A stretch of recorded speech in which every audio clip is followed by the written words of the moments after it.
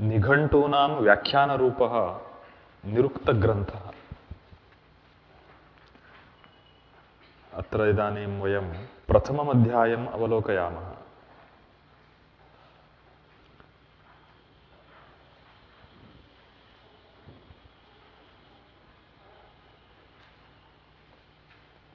आदौ ओंकारः प्रदत्तः अस्ति। सर्वेषु ग्रन्थेषु ओंकारः न दृश्यते। किन्तु कैश्चित् मुद्रकैः इत्थं कृतमपि स्यात्। ओंकारः प्रदत्तः अस्ति मङ्गलत्वेन। शिष्टाचारमनुसृत्य मङ्गलं कर्तव्यमिति यदस्ति तल्लोपः न स्यात् इति कृत्वा कैश्चिदेवम् ऊहितमपि स्यात्, अथवा प्राचीनकालादस्ति वा इति न ज्ञायते। किन्तु सर्वेषु ग्रन्थेषु ओंकारः आदौ न दृश्यते।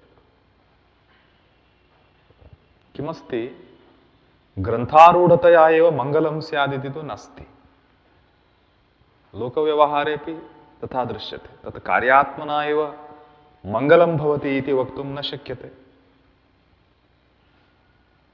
कदाचित् अथशब्देन प्रारम्भः अस्ति चेत् मङ्गलं वक्तुं तत्र अवकाशः भवति, अथवा मङ्गलश्लोकः अस्ति चेत् कष्टमेव नास्ति। कदाचित् वकारेण प्रारम्भः अस्ति चेत् तथा वागर्थायो सम्पृक्तौ इत्यत्र वकारेण प्रारम्भः कृतः। एवमस्ति चेदपि मङ्गलं कथयन्ति। किन्तु अत्र तथा नास्ति। समाम्नायः इत्युक्तं। वृद्ध्यादिशब्दोल्लेखः अपि अत्र नास्ति।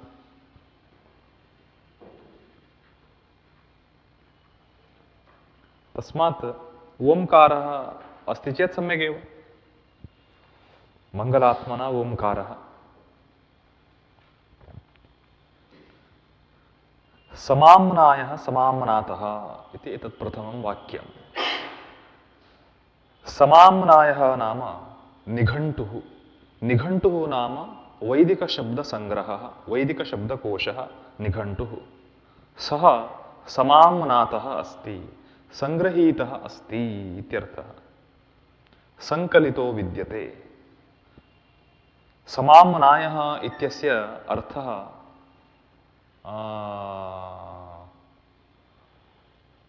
मना अभ्यासे इति कश्चित् धातुरस्ति।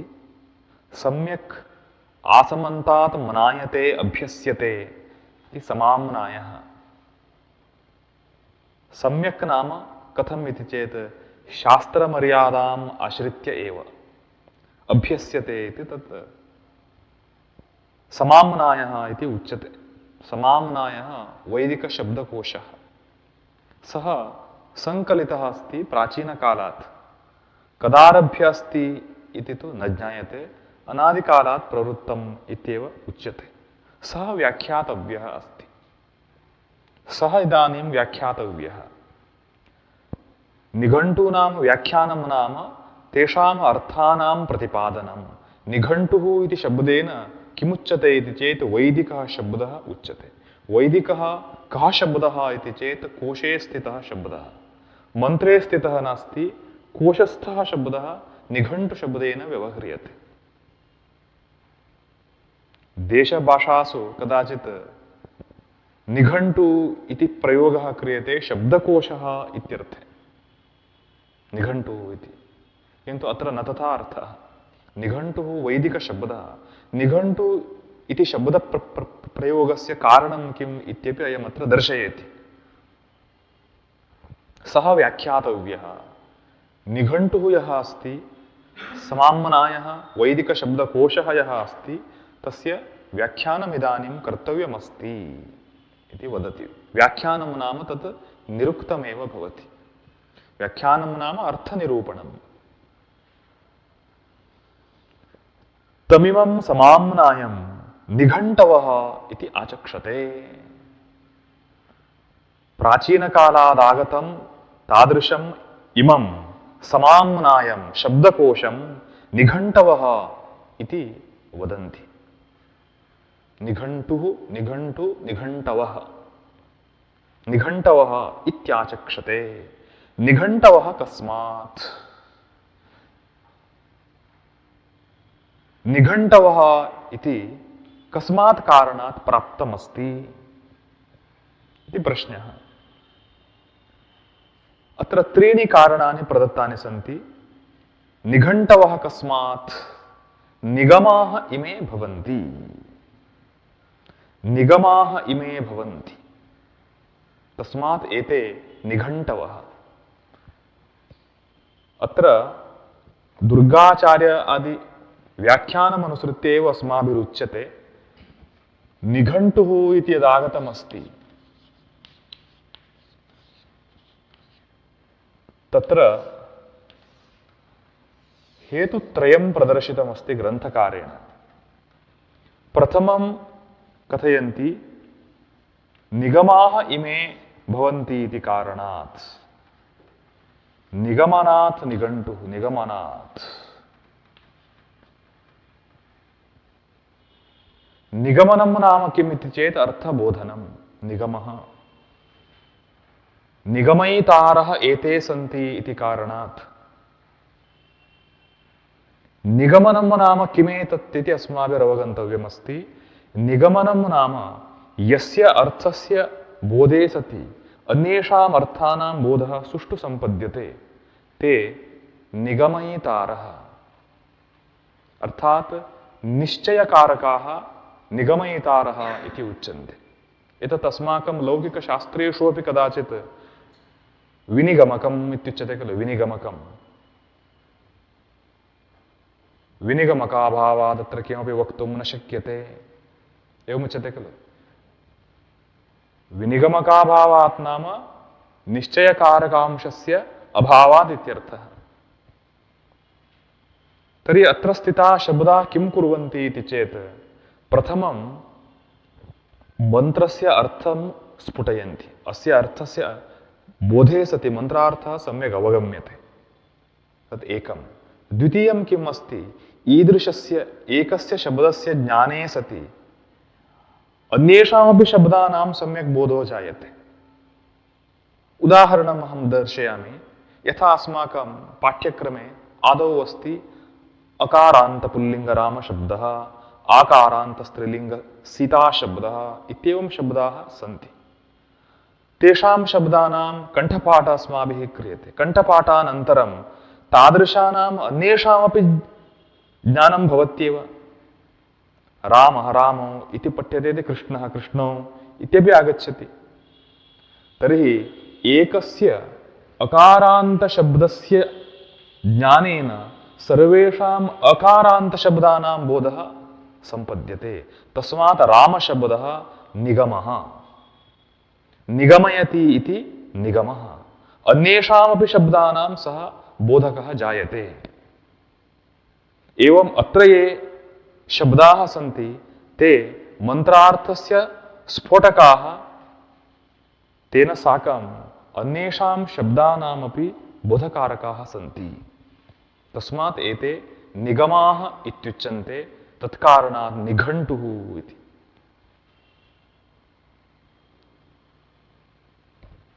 निगमाः इमे भवन्ति।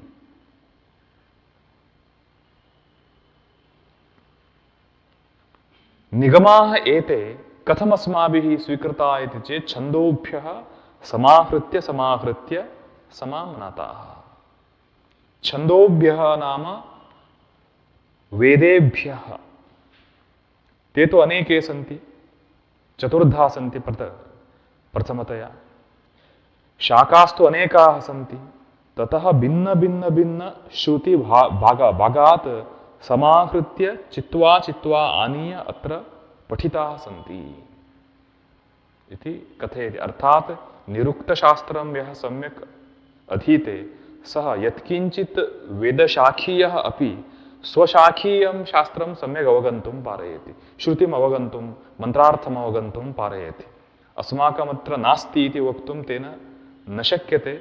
सर्वतः अत्र शब्दाः सङ्कलिताः विद्यन्ते। छन्दोभ्यः समाहृत्य समाहृत्य समाम्नाताः। इदानीम् एते वैदिकशब्दाः ये सन्ति मया ह्यः उक्तं गवादिदेवपत्न्यन्ताः शब्दाः इति गोशब्दादारभ्य देवपत्नी इति अत्र सप्तषष्ट्युत्तर सप्तशताधिक एकसहस्र शब्दाः सन्ति इति। एते शब्दाः तेषां नाम निघण्टुः। निघण्टुः इति नाम्नः मूलं किम् इति इदानीम् एकम् उक्तवान्, निगमनात् इति उक्तवान्। इदानीं तादृशमेव कारणं दर्शयति, तादृशमेव इदानीं कारणान्तरं प्रदर्शयति। तत् पूर्विकस्य कस्यचित् निरुक्तकारस्य मतमस्ति। तद् दर्शयति निगन्तवः एव सन्तः निगमनात् निघण्टवः उच्यन्ते इत्यौपमन्यवः। औपमन्यवः नाम कश्चित् प्राचीनः निरुक्तकारः। सः उक्तवान् निगन्तवः एव सन्तः निगमनात् निघण्टवः उच्यन्ते। निगन्तुः आगन्तुः इत्यादि शब्दः अस्ति खलु, आगन्तुः आगन्तुकः, तत्र औणादिकः तुन् प्रत्ययः अस्ति, तेन गन्ता एव गन्तुः इति भवति। गन्ता गन्तारौ गन्तारः इति शब्दः तृच् प्रत्ययान्तः अस्ति, स एव तुन् प्रत्ययान्तश्चेत् गन्तुः इति भवति। तस्मात् निगन्ता एव निगन्तुः। निगन्तुः पश्यन्तु, इदानीम् अत्र व्याख्याकारः सम्यक् दर्शयति यत् निगन्तु इत्यस्ति। अत्र गमलर धातुः नि इत्युपसर्गपूर्वकः, अत्र निगन्तुः इत्यत्र व्याख्यानं सम्यक् दर्शयति। रूढिकारणात् किं भवति, पदस्य वर्णस्य किञ्चित् परिवर्तनं भवति रूढिकारणात्। यथा लोकभाषायाम् अस्माकं र ड भवति, ड र भवति, परिवर्तितं भवति खलु, तद्वत् अत्र संस्कृते किं भवति, हकारः अपि च गकारः घकारत्वेन परिणमते, तकारः टकारत्वेन परिणमते।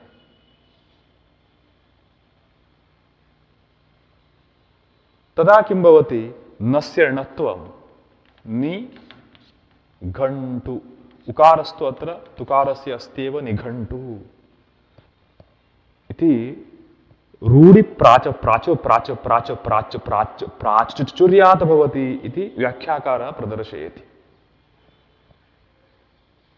तर्हि अस्य शब्दस्य मूलाभिप्रायः अस्ति निगमनम् एव। निगमनं नाम अर्थबोध निश्चायनम्। अयमेव अत्र अर्थः इति अर्थस्य निश्चयः। विनिगमकम् इति सामान्यतया लोके व्यवह्रियते, अस्माभिः अर्थशास्त्रे व्यवह्रियते विनिगमकम् इति। विनिगमकाः एव एते शब्दाः। तस्मात् निगन्तवः भूत्वा निघण्टवः इत्यवस्थां प्राप्ताः। पश्यन्तु, अत्र त्रिधा अस्ति। अत्र यास्कस्य व्याख्यानम् अहं पूर्वमेव दर्शयामि। निगमाः, निगन्तवः, निघण्टवः। निघण्टवः इति सम्प्रति अस्माभिः व्यवहारः क्रियते। शब्देषु त्रैविध्यं वर्णयति दुर्गाचार्यः अथवा निरुक्तशास्त्रे इत्थमस्ति। प्रत्यक्षवृत्तिः, परोक्षवृत्तिः, अतिपरोक्षवृत्तिः इति। प्रत्यक्षवृत्तिः शब्दः यः अस्ति तस्य अर्थः शब्दश्रवणेनैव ज्ञायते अस्माभिः। अयमेव अर्थः अत्र अस्ति इति। यौगिक शब्दस्य श्रवणेन यथा अर्थः ज्ञायते अस्माभिः, पाचकः, श्रावकः, पाठकः इति शीघ्रमेव ज्ञायते, तद्वत् प्रत्यक्षवृत्ति शब्द नाम यस्य श्रवणमात्रेण अर्थबोधः शास्त्रतैव जायते अस्माकं सः शब्द प्रत्यक्षवृत्तिः इत्युच्यते। यस्य शब्दस्य किंचित प्रकृति प्रत्ययाद्यालोचनं विना अर्थबोधो न भवति सः शब्दः परोक्षवृत्तिः इत्युच्यते। अपि च यः प्रकृति प्रत्ययाद्यालोचनं लोकव्यवहारं रूढिञ्च आश्रित्य ज्ञातुं शक्यः अस्ति सः अति परोक्षवृत्तिः शब्दः इत्युच्यते। तर्हि अत्र किम् अस्ति? प्रत्यक्षवृत्तिः निगमः इति शब्दः, परोक्षवृत्तिः निगन्तवः इति शब्दः, अतिपरोक्षवृत्तिः शब्दः निघण्टवः इत्यस्ति।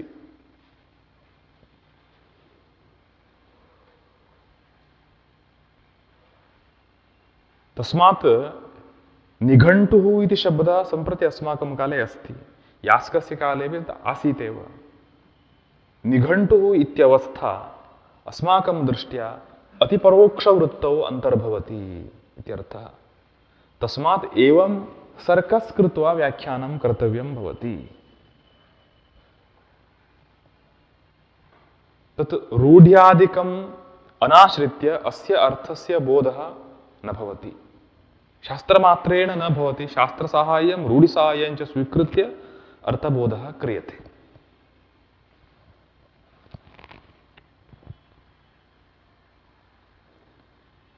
इदानीम् अर्थान्तरं प्रदर्शयति न कारणान्तरं प्रदर्शयति। अपि वा इत्यनेन पक्षान्तरं सूचितं भवति। आहननादेव स्युः समाहता भवन्ति यद्वा समाहृता भवन्ति। आहननादेव स्युः, आहननम् इति क्रिया, आहनन रूप क्रिया योग कारणात् एते निघण्टवः इति स्युः। आहनन रूप क्रिया योगात् निघण्टवः इति स्युः इति कथयति। आहननं नाम अत्र का अर्थः? द्वौ अर्थौ। आहननं नाम प्रायः आघातः, प्रहारः इति लोके अर्थः दृश्यते। आहननं तमर्थं गृह्णीमश्चेत् शब्दस्य आहननं नाम शब्दस्य प्रहारः नाम विभाजनम् इत्यर्थः लभ्यते। यथा अस्माभिः या मा सा माया इत्युच्यते। माया शब्दस्य अर्थः एवमुच्यते खलु, या मा सा माया। अत्र मा शब्दः माता इत्यर्थेन अस्ति, निषेधार्थकम् अव्ययमस्ति। या नास्ति सा माया इति तत् शास्त्रस्वारस्येनैव तदुक्तमस्ति। माया नास्ति इत्येव शास्त्रस्य मतमस्ति। माया अस्ति इति केनापि न वक्तव्यम्। यत् अस्ति इत्युच्यते तस्य उच्छेदो न भवति। यस्य नित्यत्वमस्ति तस्य एव अस्ति इति शब्देन प्रयोगः कर्तव्यः। तस्मात् लोके अस्ति अस्ति इति यः प्रयोगः क्रियते अस्माभिः तत्सर्वं व्यावहारिकम् अस्तित्वम् आश्रित्य एव भवति, पारमार्थिकम् अस्तित्वं दृष्ट्वा न भवति। तस्मात् ब्रह्म न सत्तत् नासदुच्यते इत्युक्तम्। असदपि नास्ति, सदपि नास्ति। तस्मात् अस्ति इति शब्दव्यवहारयोग्यतास्य नास्ति, नास्ति इत्यपि शब्दव्यवहारयोग्यता नास्ति। अतः एव स्याद्वादः इत्यागतः खलु जैनानां। स्यादस्ति स्यान्नास्ति इति सम्यक् आलोच्य एव उक्तमस्ति। यतो अस्ति इति या क्रिया अस्ति सा क्रिया भावः इत्युच्यते खलु। स जायते इति जनिक्रियानन्तरम् अस्ति इति प्रयोगः। जनिक्रिया एव यस्य नास्ति तस्य अस्ति इति प्रयोगोऽपि न घटते इत्यर्थः। अतः अत्र किमागतम्? आहननम् इति क्रियायोगः। आहननम् इति क्रियायोगः तस्य या मा सा माया। या नास्ति सा एव माया इत्युक्तमस्ति।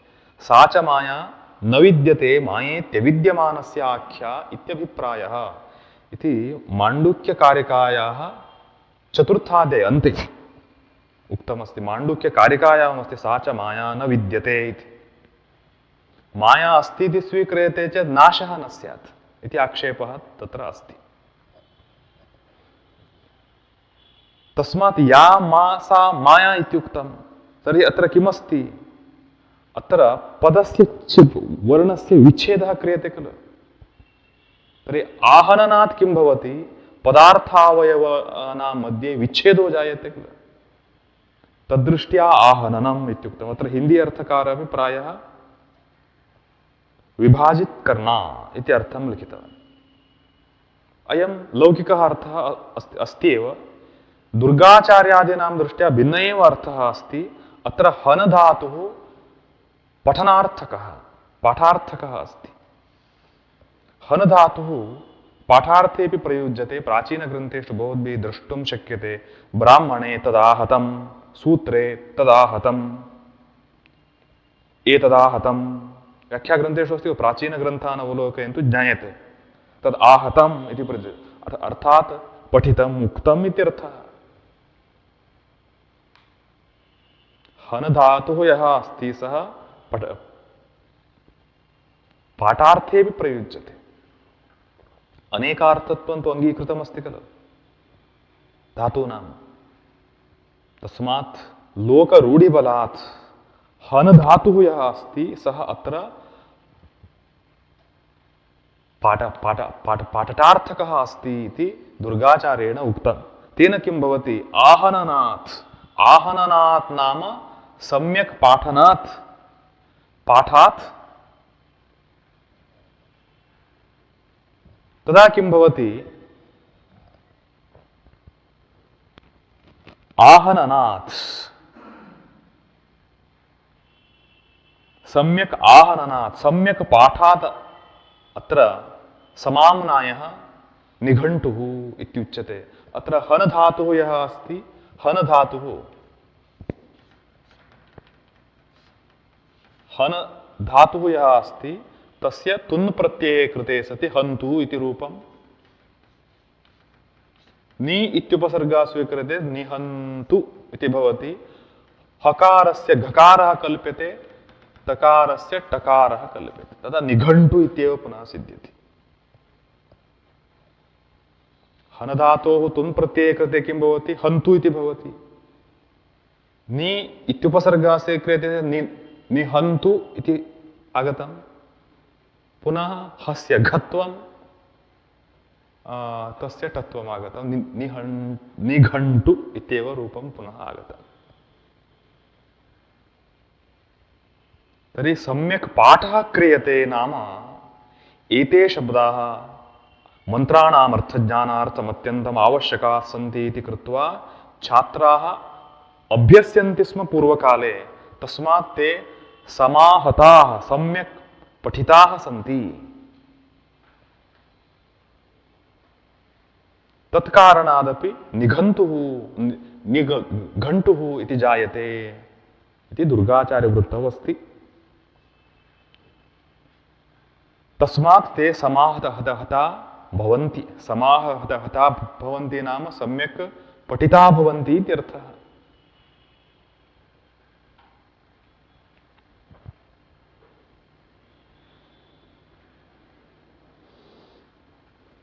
यद्वा समाहृता भवन्ति।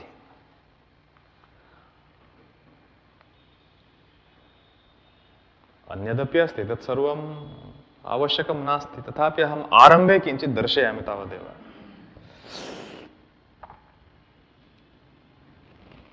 बहु अस्ति अत्र, बहु वक्तुं शक्यमस्ति। निरुक्तशास्त्रे मम ज्ञानम् अल्पमेव अस्ति, तत्रापि वक्तुं बहु अस्ति। मया यावत् अल्पं गृहीतमस्ति तत्रापि बहु अस्ति। एवं कालः न पर्याप्तः अस्ति अत्र। अत्र किम् अस्ति? समाहता। समाहता इति यः शब्दः अस्ति तत्र व्याख्यानं बहु सम्यक् अस्ति। समाहता इत्यस्ति। अत्र निरुक्तेकं वाक्यमस्ति अग्रिमाध्याये। समित्येषः नि इत्येतस्य स्थाने पठ्यते इति वाक्यम्। समित्युपसर्गः यः अस्ति सः निर् इत्युपसर्ग स्थाने पठ्यते। तर्हि सम् निर् इत्यनयोः एकः अर्थः इति सिद्धम्। समित्येषः निरित्यस्य स्थाने पठ्यते। कश्चित् युज्यते इत्यपि पाठान्तरमस्ति, भवद्भिरवलोकयितुं शक्यमस्ति तत्। तदा किं भवति, अत्र समाहता इति यदस्ति अत्र सम् इत्यस्य स्थाने नि इति गृह्यते।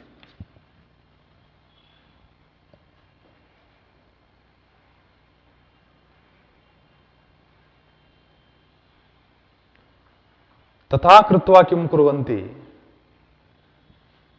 नि इति गृहीत्वा अत्र नि आङ् इत्युपसर्गपूर्वकं निवारयन्ति। तत् लोकरूढिकारणात् नष्टम् इति। तदा हकारस्य घकारं कल्पयन्ति, नि घ इति स्थितम्।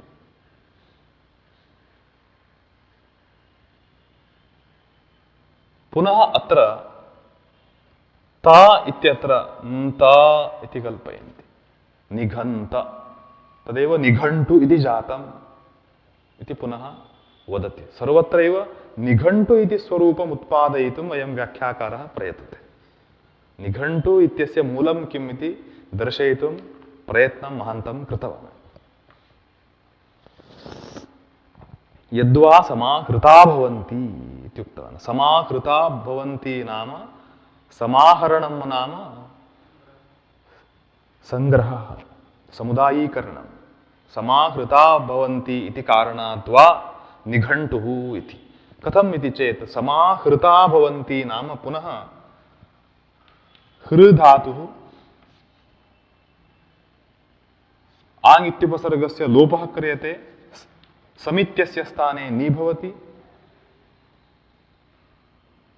अत्र निर्हर्ता, निर्हन्तुः, निघण्टुः, एवं घकारं पुनः आनयति। समाहृता भवन्ति नाम संकलिताः भवन्ति इत्यर्थः। तस्मात् शब्दात् पुनः ह हर हर घ घ पर्यन्तं पुनः आनयति। एतत् सर्वं व्याख्याकौशलमस्ति, किन्तु निघण्टु इति रूपं यदस्ति तत् अतिपरोक्षवृत्तिशब्दः अयं निघण्टुः इति। तर्हि अस्य शब्दस्य सम्यक् अर्थावबोधः प्रत्यक्षवृत्तिना शब्देन भवति। तर्हि अत्र सुष्ठु बोधः जायते। अयं प्रत्यक्षवृत्तिः, अयं परोक्षवृत्तिः। परोक्षवृत्तिर्नाम शास्त्रसाहाय्येन बोधो जायते। अतिपरोक्षवृत्तौ शास्त्रसाहाय्यं लोकरूढ्यादिबलञ्च आश्रित्य अर्थबोधः प्राप्तव्यो भवति। अतिपरोक्षवृत्तिशब्दः नाम तादृशः। अतिपरोक्षवृत्तिशब्दः निघण्टुः। तस्मात् एवं व्याख्यानं कर्तव्यम् आपतितम् इति वदति। अन्ततः किं जातं, निघण्टु नाम वैदिकशब्दकोशः तत्रैव आगच्छति। निघण्टु नाम न अन्यः। निघण्टु शब्दाभिप्रायः इत्थमस्ति, यस्य शब्दस्य ज्ञानेन मन्त्रबोधः जायते, अपि च तादृशानाम् अन्येषां शब्दानामपि सम्यक् बोधः भवति, स निघण्टु। तत् रामादिशब्दवत् इत्युदाहरणम् अहं दर्शितवान्।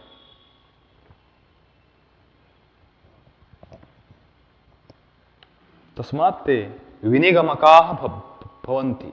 एवं शब्दः अस्ति इत्यत्र विनिगमकाः ते शब्दाः, ते निगमयितारः, अत एव निघण्टवः इति आचक्षते वदन्ति।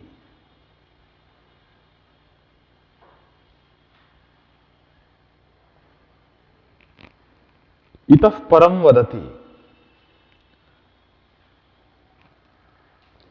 तद्यानि एतानि चत्वारि पदजातानि नामाख्याते चोपसर्ग निपाताश्च।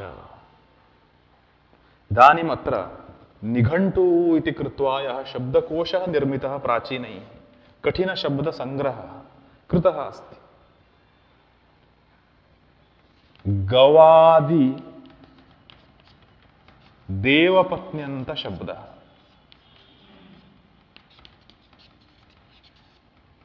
यः कृतः अस्ति तत्र सर्वेषां शब्दानां पृथक् पृथक् लक्षणं वक्तुं न शक्यते इत्यर्थः। पदजातानि इदानीं चत्वारि कृतानि सन्ति। जातम् इति शब्दः गणार्थे प्रयुज्यते, समुदायार्थे जातम् इति शब्दः प्रयुज्यते। ता प्राणिजातं, पक्षिजातं, भूतजातम् इत्यादि। जातं नाम गणः, समुदायः इत्यर्थः। प्राचीनः कश्चित् श्लोकः अस्ति, ऋषयो ह्युपदेशस्य नान्तं यान्ति पृथक्त्वशः। लोके यस्य कस्यचित् निरूपणं कर्तव्यं चेत् पृथक् पृथक् प्रतिपादनं न शक्यम् इत्यर्थः। उदाहरणं उत्पीठिका, ग्रन्थः, आसनं, शिला, वृक्षः, काष्ठम् इत्यादीनां पृथक् पृथक् स्वरूपं वर्णनीयं चेत् बहु कष्टं न भवति। नान्तं यान्ति पृथक्त्वशः, अन्तं न प्राप्नुवन्ति मुनयः। पृथक्त्वशः यदि गच्छन्ति तर्हि अन्तं न प्राप्नुवन्ति, लक्षणान्तं न भवति, शास्त्रान्तः एव न भवति। तस्मात् किमुक्तम् अत्र एतत् सर्वं पृथिवी इत्युक्तम्। काष्ठं पृथिवी, शिला पृथिवी, उत्पीठिका पृथिवी। विभागः कृतः खलु एवं कृत्वा।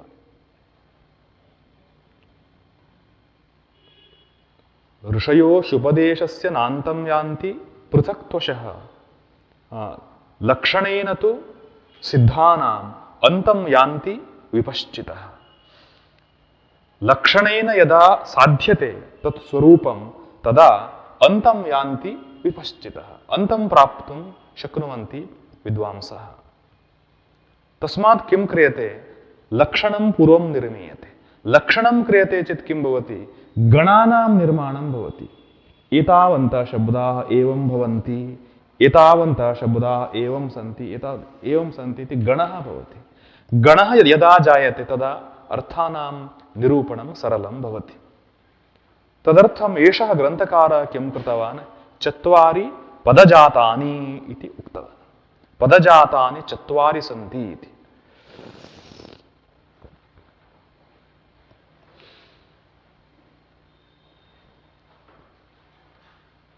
तत्र व्याख्याग्रन्थे अस्ति, ऐन्द्रव्याकरणम् इति यदस्ति तत्र एकमेव पदम् इत्युक्तम्। पदं नाम एकप्रकारकमेव पदम्। तथा अत्र न मन्तव्यम् इति व्याख्याकारः दर्शयति। कैश्चित् वैयाकरणैः प्राचीनैः पदजातं द्विविधम् इत्युक्तं, सुबन्तं तिङन्तम् इति कृत्वा। कैश्चित् त्रिविधम् इत्युक्तम्।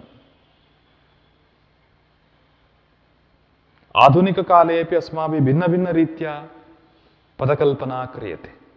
योगशब्दः, योगरूढशब्दः, रूढशब्दः, यौगिकरूढः, एवम् अन्यान्यरीत्यापि कल्प्यते। कार्यानुसारं तत्तत् कल्प्यते अस्माभिः। अर्थात् द्विविधं पदम् इति वक्तॄणां मनसि किम् अस्ति? उपसर्गः अपि च निपातः इति यौ द्वौ स्तः तयोः शब्दत्वं नास्ति, पदत्वं नास्ति इति परिकल्प्य उक्तमस्ति। किन्तु अत्र निरुक्तकारेण तथा न क्रियते। तेन किं क्रियते? चत्वारि पदजातानि नाम आख्यातम्, उपसर्गः निपातश्च। तत्रापि नामाख्याते इति पूर्वमुक्तवान्। नाम च आख्यातं च नामाख्याते। उपसर्गः निपाताश्च, उपसर्गः निपाताश्च इति उक्तवान्। तत्र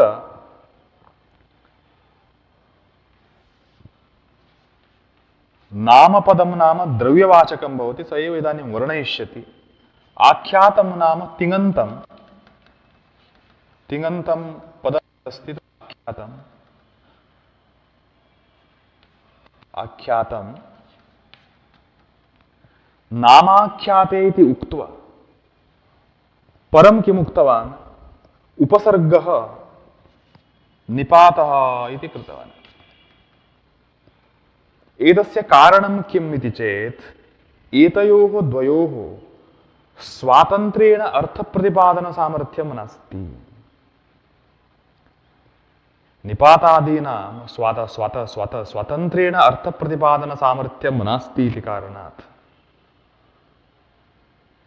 तेषां परमपाठः कृतः इति तत्र निरुक्तशास्त्रे उच्यते। उपसर्गस्यापि एवमेव खलु, उपसर्गः अपि स्वातन्त्र्येण अर्थं न प्रतिपादयति।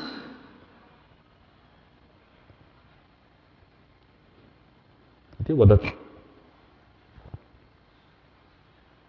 तानि इमानि भवन्ति तत्र एतन्नामाख्यातयोर्लक्षणं प्रदिशन्ति। तानि इमानि भवन्ति, तानि पदानि एतानि भवन्ति। इदानीं पूर्वमुक्तस्य अर्थस्य एव परामर्शः कृतः। नाम अख्यातम् उपसर्गः निपातः, एतानि चत्वारि एव तानि भवन्ति, अर्थात् पञ्चापि न भवन्ति, त्रीणि अपि न भवन्ति इत्यर्थः। पञ्चापि न भवन्ति, त्रीणि अपि न भवन्ति, इमानि एव भवन्ति। एतत् सर्वं कथं स्वीक्रियते इति चेत् मुन्युच्चरितत्वात् तत् साक्षात् प्रमाणमिति स्वीक्रियते। अस्माकं तथा अस्ति। अयं केवलं व्याख्याग्रन्थः नास्ति, अयं मुनिकृतः ग्रन्थः इति कृत्वा तथैव तत् स्वीक्रियते। तत्र कारणादिकं न क्रियते, कारणादिप्रश्नः न क्रियते।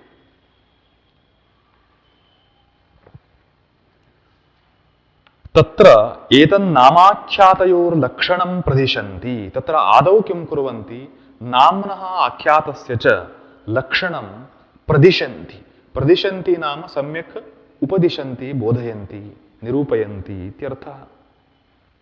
नाम्नः आख्यातस्य च लक्षणं पूर्वं वदन्ति। तत् कथम् इति चेत् नाम नाम किम् इति इदानीं प्रश्नः। पदानि चत्वारि सन्ति। इदानीं तत्र नाम आदौ भवति। नाम तस्य किं लक्षणम् इति चेत् इदानीं नाम न स्वीकृतवान्, अयम् उल्लङ्घ्य कथयति, भवतु भावप्रधानम् आख्यातम्। आख्यातं तिङन्तं, तिङन्तं यदस्ति तत् भावप्रधानं भवति। भावः प्रधानं यस्य तत् इति तत्र समासः। भावः प्रधानं यस्य, भावः इति शब्देन क्रिया उच्यते। क्रिया प्रधानतया भवति यस्य, तत् भावप्रधानम् आख्यातं तिङन्तं पदम्। सत्वप्रधानानि नामानि। सत्वं नाम द्रव्यम् इत्यर्थः। सत्वशब्दः अस्माकं शास्त्रे तु अनेकेषु अर्थेषु प्रयुज्यते, अत्र तु सत्वं नाम द्रव्यम् इत्यर्थः।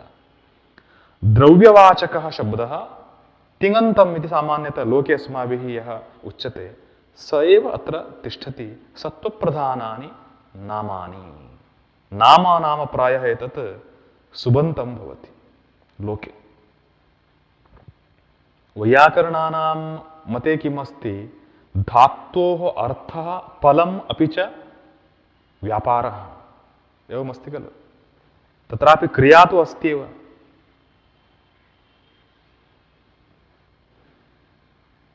भावप्रधानम् आख्यातम् इति स्थितम्।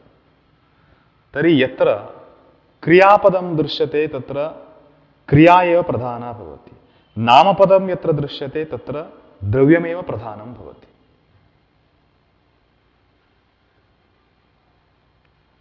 परम वदति तत् यत्र उभे भावप्रधाने भवतः। किंतु तत् पदम यदस्ति तत् यदा उभे भवतः, द्वयमपि भवतः, नामपदम आख्यातम द्वयमपि यत्र तिष्ठतः, अर्थात द्वयोः संभवः वाक्ये। आख्यातस्य नाम्नश्च संभवः वाक्ये भवति। तर्हि वाक्ये कस्य प्राधान्यम् इति प्रश्नः। तदा भावप्रधाने भवतः, भावः प्रधानं ययोः ते, भावप्रधाने इति समासः। भावः प्रधानं ययोः ते, ते पदे द्विवचने प्रयोगः, ते पदे भावप्रधाने, सप्तमी नास्ति अत्र भावप्रधाने नाम, भावप्रधाने नाम द्विवचने प्रयोगः अस्ति, भावप्रधाने भवतः, अर्थात क्रियापदमेव प्रधानं भवति इत्यभिप्रायः। तस्मात् किमुच्यते,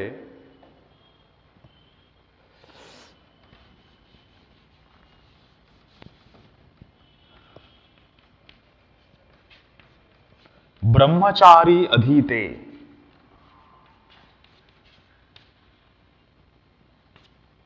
इति यत् वाक्यं, ब्रह्मचारी अधीते। अत्र अध्ययनं भावः क्रिया, या क्रिया भवति सा एव साध्या भवति। भावप्राधान्यं कुतः इति प्रश्ने व्याख्याकर्तॄणां सारमहमिदानीं वर्णयामि, सारमात्रम्।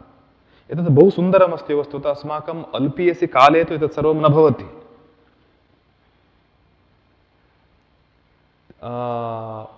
क्रिया नाम साध्या भवति खलु, सर्वदा साध्या अस्ति क्रिया। तस्मात् यः साध्यः अर्थः लोके अस्ति, साध्यः अर्थः, सः प्रधानः।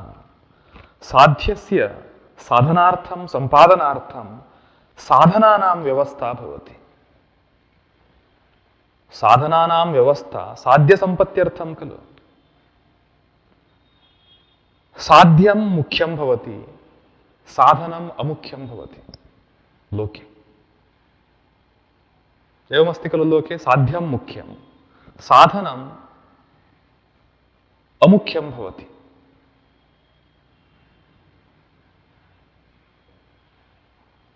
अतः अत्र साध्या क्रिया इति कारणात्, साध्या क्रिया, क्रियां साधयितुं कर्तापि आवश्यकः, करणमपि आवश्यकम्, एवम् अन्यदन्यदपि आवश्यकम्। तस्मात् कारकम् इति शब्दस्य अर्थः कः उक्तः अस्ति? क्रियाप्रधानः अस्ति। सृष्टिः इति प्रक्रिया यदा जाता, आध्यात्मिकदृष्ट्यापि इत्थमेव अस्ति। सृष्टिः इति या प्रक्रिया अस्ति तत्र मायायाः प्रथमक्रिया कालः, मायायाः प्रथमक्रिया कालः कलयति, सः गतिप्रधानः। कल गतौ संख्याने क्षेपे अनेके अर्थाः सन्ति कलदाततोः।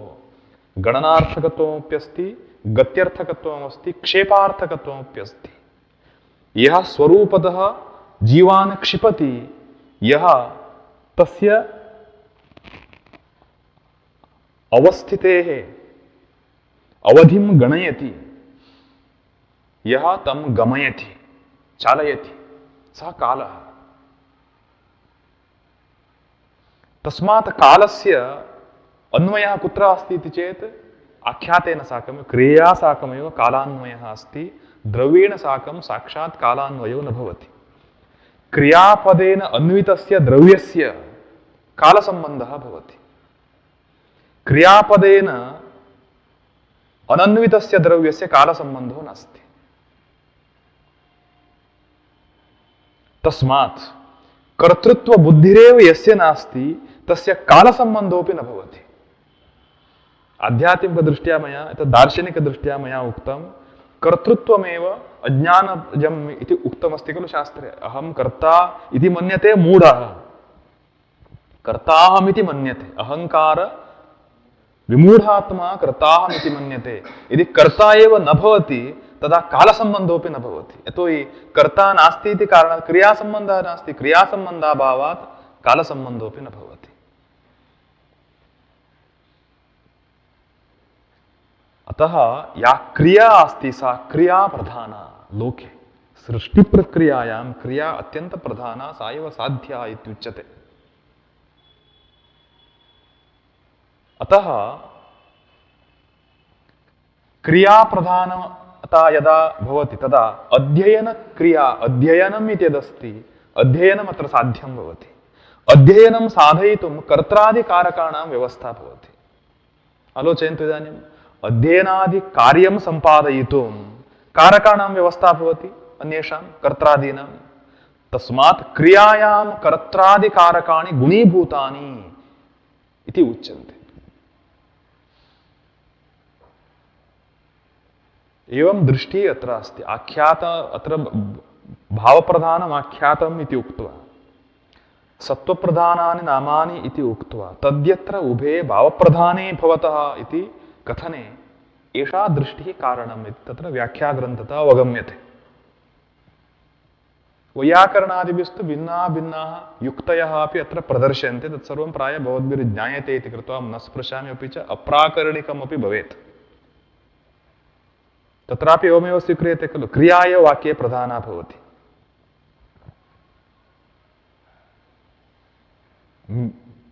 मीमांसकानां मते प्रायः इत्थमेव तत्र भावना इत्युच्यते। तत्रापि फलस्य निष्पत्तिरेव जायते अन्ततः क्रियायामेव पर्यवसानं भवति। नैयायिकानां मते तु कर्ता एव प्रधानः, तद्यत्र उभे तत्र सत्त्वप्रधाने भवतः इति वक्तव्यं भवति तेषां मते। निरुक्तकारैः तथा न उक्तम्। सत्त्वं नाम तत्र कर्ता इत्येव वक्तव्यम्।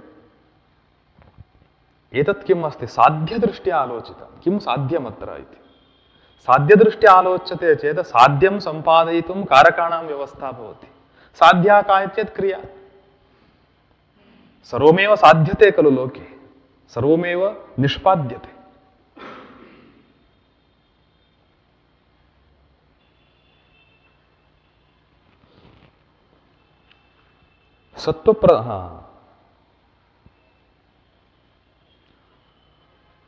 तद्यत्र उभे भावप्रधाने भवतः। इदानीम् आख्यातेन वस्तुतः किमुच्यते इति दर्शयति। आख्यातस्य सैम्पल् किम् अस्ति इति दर्शयति। पूर्वापरीभूतं भावम् आख्यातेन आचष्टे व्रजति पचति इत्युपक्रम प्रवृत्त्यपवर्गपर्यन्तम्।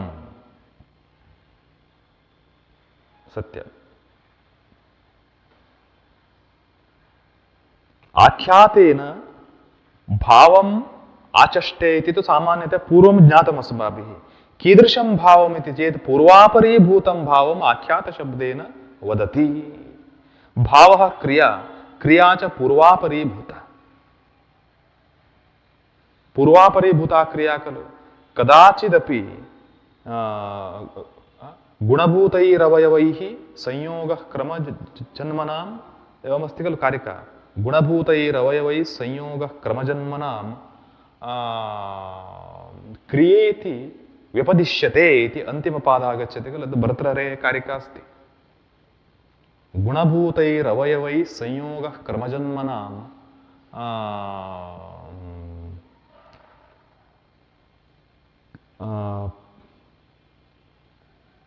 प्रकल्पिताभेदः एवमागच्छति खलु। प्रकल्पिताभेदः क्रियेति व्यपदिश्यते। क्रिया इति उच्यते कथमिति चेत् तत्र क्रियाणां समूहः एव भवति। बुद्ध्या प्रकल्पिताभेदः क्रियेति व्यपदिश्यते इति वाक्यपदीये अस्ति। तर्हि किमस्ति, युष्माभिरेतत् ज्ञायते एव। पचति नाम किं भवति, उपक्रमप्रवृत्त्यपवर्गपर्यन्तं याः क्रियाः सन्ति तासां पचति इति शब्देन व्यवहारः। उपक्रमः नाम आरम्भः। उपक्रमप्रवृत्त्यप क्रमपर्यन्त उपक्रमप्रवृत्त्यपवर्गपर्यन्तम्। अपवर्गः नाम अन्तः। तावत् पर्यन्तं याः क्रियाः सन्ति, अर्थात् पूर्वं धान्यं प्रक्षालयति, प्रक्षाल्य अग्निं स्थापयति चुल्लिकायां, चुल्लिकोपरि पात्रं स्थापयति, अग्निं ज्वालयति, दर्व्या आलोढयति, परम अन्नं परीक्षते, जलम् आवश्यकं चेत् पुनः पात्रं पूरयति जलेन, ततः परम् अवरोहयति। एवं भिन्नाः भिन्नाः क्रियाः क्रियन्ते। तत्र यदा सः तण्डुलं क्षालयन् तिष्ठति तदा प्रश्नः क्रियते चेत् तेन किं क्रियते चेत् पाकः क्रियते इत्युच्यते। तेन यदा चुल्लिकायाम् अग्निस्थापनं क्रियमाणं भवति तदा तेन किं क्रियते इति प्रश्ने सति पाकः क्रियते इत्युत्तरम्। अग्निज्वालने क्रियमाणे किं क्रियते चेत् पाकः क्रियते तेन, पचति सः अत्र इत्येव व्यवहारः। तस्मात् क्रियाणां समूहः क्रमजन्मनाम् अर्थात् क्रमशः उत्पद्यमानानां क्रियाणां बुद्ध्या कल्पिताभेदः जायते। बुद्ध्या किं भवति, तासां क्रियाणां मध्ये अभेदः कल्पितो भवति। अभेदे सिद्धे सति अखण्डता सिद्धा, तदा अस्य एकक्रियात्वेन व्यपदेशः आरभ्यते, पचति पाकः इत्यादि। बुद्ध्या प्रकल्पिताभेदः क्रिया इति व्यवह्रियते इति उक्तवान्। व्यपदिश्यते, व्यवह्रियते। तदेव अत्र उक्तं पूर्वापरीभूतं भावम् आख्यातेनाचष्टे व्रजति, पचति इत्यादि। उपक्रमप्रवृत्त्यपवर्गपर्यन्तम् आख्यातशब्देन उच्यते इत्युक्तवान्। एतत् बहु सम्यक् अस्ति। निरुक्तशास्त्रं यदस्ति एतत् बहु सम्यक् अस्ति। एतस्य एव दीर्घमध्ययनम् आवश्यकम्, अर्थात् मिनिमम् 1 इयर् अध्ययनं। तदा बहु सम्यक् अस्ति एतत्। वैयाकरणानां तु बहु साहाय्यं करोति एतत्। तो हि वैयाकरणानां निरुक्तशास्त्रज्ञानं तावद् न भवति। केषाञ्चित् तु अस्ति एव, अनेकेषां न भवति। अस्ति चेत् बलं भिन्नं भवति। यतोहि अयम् आर्षग्रन्थः, पण्डितग्रन्थः नास्ति अयम्। इतः परम् अन्यस्यापि यत्किञ्चित् उदाहरणम् एव सः दर्शयिष्यति। परं पश्यामः।